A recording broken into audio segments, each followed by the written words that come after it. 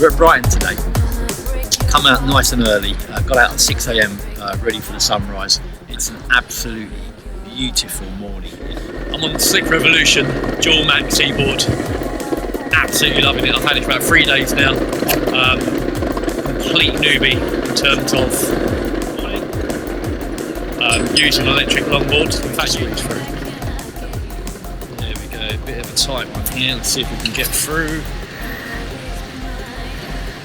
Yeah, we made it. Nicely done.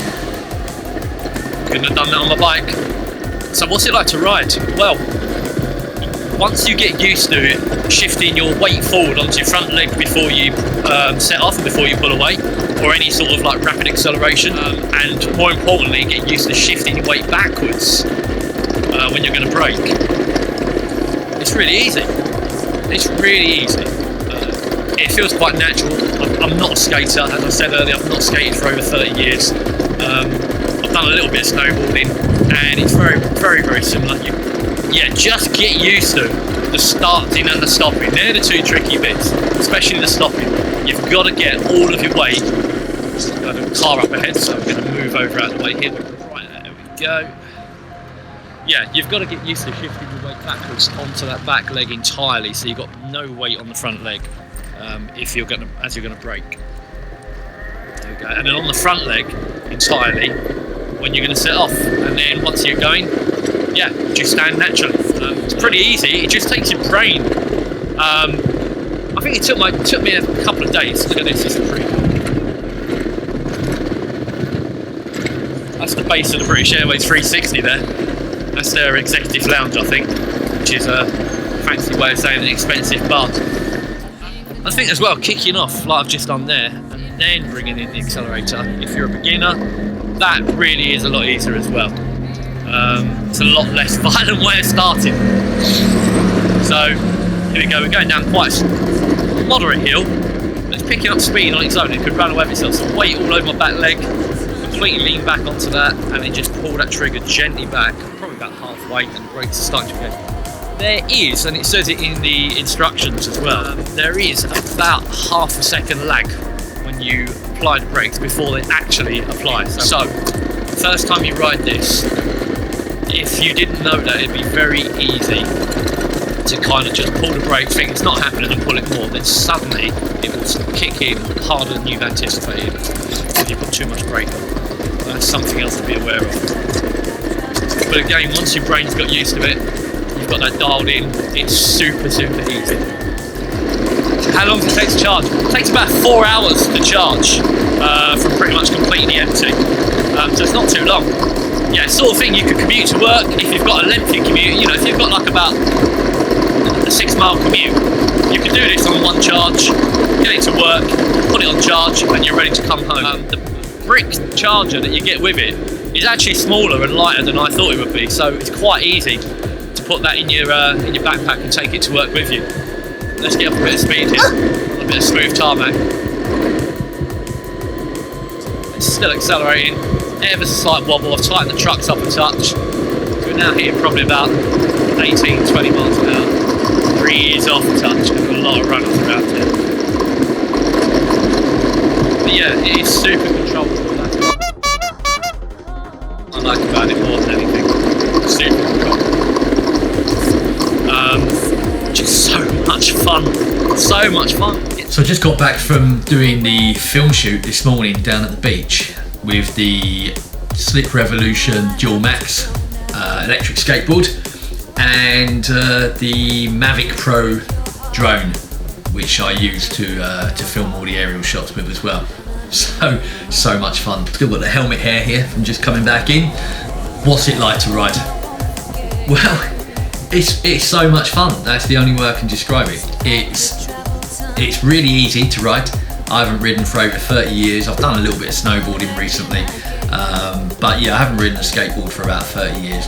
Yeah, I was fully expecting to have a couple of offs and some cuts and bruises by now, but no, none of that. It's been all right. Well, I've had it 3 days, so I picked it up within about 1, maybe 2 days. My brain's calibrated to the braking and acceleration. It's something you don't normally get on a board, I guess. But yeah, it's all right. It's easy to learn. You got 2 modes on this one. The remote on this is really, really simple, really easy. You've got literally one control, which is the trigger here, forward and back. It's nice and progressive. There's a bit of resistance there on each way. It's not like, you know, super flimsy. It's nice. It feels very, very easy, and it'll always flick back to the neutral position. So even if you came off, your board's not going to go screaming down the road at 20 miles an hour until it runs out of battery. Power on and off at the front. You've got 2 modes with it when you get it, and so you've got beginner mode and you've got fun mode, they call it. Beginner mode, maximum of 10 miles an hour, nice and easy. That's the one to start with, without a doubt.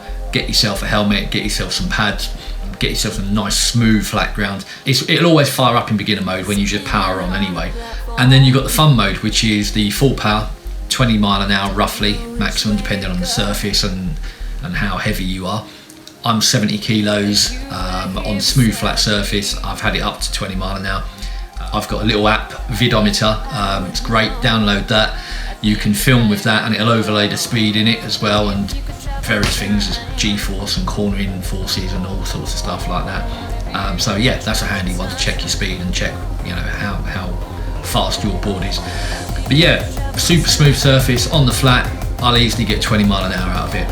In real world terms, on pavements and things where it's not super smooth and it's not perfect and there's hills and things like that, probably around about 16 to 18 miles an hour. If there's any hills, then yeah, it's going to reduce that speed significantly. That's what you'd expect. Price point $799. At the time of filming this, they've got a sale on, so it's 100 quid off $699. You know, it's still a chunk of money, but when you compare it to the other boards that are out there on the market, it's an absolute steal. It really is. It's so cheap compared to the others. Would I compare it to other boards? Like I said, I've not ridden any of the others, but I've done all my research before I bought this one. Top of my list was the Evolve Carbon GT, but you're looking at 15 to 1800 quid depending on which wheel spec and choice you go for.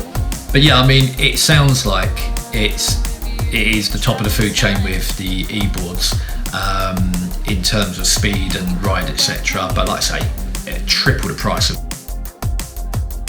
this one pretty much. Boosted board, the American one, that's the, you know, that sounds like the original one. That's the one that most people when I've been riding this one have said as I've gone past, oh look, it's a boosted board, which, you know, it isn't. But yeah, that's the one people know. That's the brand everyone thinks of if they know anything about e-boards. Bringing one of those version 2s into the UK, if you can even get one, I think you're looking at around about sort of 14 to 1600 quid. Again, way too much money for a toy, and quite frankly, if I was going to spend that money, I would go with the Evolve Carbon GT. Looks better, and from all of the online videos I've watched and the reviews I've read about the two of them back to back, the Evolve kills it. So yeah, if I was spending that money, that's the word go. $799, is it worth it?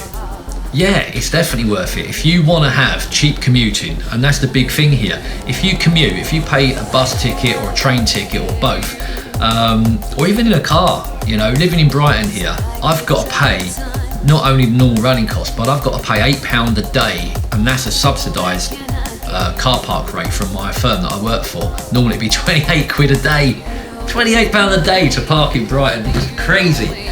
But yeah, I pay £8 a day to park. So yeah, every time I go on this, it's saving me 8 quid. So I've got a toy that's really, really fun to ride, and it saves me money as well, and it's green for the environment. So it's a win-win, whichever way you look at it. Customer service, brilliant, absolutely brilliant.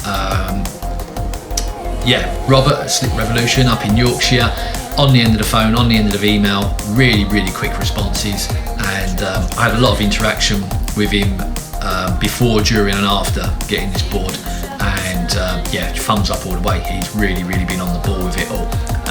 Yeah, couldn't ask for more, so highly recommend that. Going downhill on this, first hill straight from my house is around about a mile, 3/4 mile to a mile long, and it's a 9% gradient, which is significant. And yeah, I mean, if I just coast down it on my road bike, on my push bike, I'll be hitting 34, 35 mile an hour on it, literally just coasting. So can you go down it on an e-board? Yeah, no problem at all. The regenerative braking on these is incredible and easy to use. Just pull back on the trigger on the remote. It is progressive. There is about a half a second lag as well. It says about that in the instructions. It's not a fault with the board. It's just how it communicates between the two. Pull back on the braking until you're doing the speed you want to do. I went to work the other day and for the first time downhill, was going down at around about walking pace or just above, from top to bottom, completely under full control. The whole time you're braking as well, the energy it's recovering is going straight back into the battery. How cool is that? You know, it's like the ERS technology in Formula 1 cars. That's absolutely amazing. So yeah, nice and controlled down the hill. Coming up the hill at the end of the day, I'm a bit skeptical as to whether it would do it, and it did it, no problem at all. About 6 miles an hour roughly. A lot easier than walking, a lot quicker than walking, yeah, no dramas at all. Round trip about 5-6 miles, something like that, with a serious hill on the way home. Lots and lots of full throttle in the faster mode as well, on the flat along the seafront, and yeah, still have about 20% battery left. So happy days with that. Can't complain. Guys, thanks very much for watching this today. I've really enjoyed making it. I've really enjoyed riding the board. So yeah, thanks for watching. Give this a thumbs up if you enjoyed it. Subscribe, because I'm going to put loads more footage up in the near future with the board and the drone. So yeah, look out for more of that. And if you can share it around to your friends as well, that'd be amazing, because I'm looking to grow the channel and I can do more and more with it. Thanks a lot, guys. See you next time.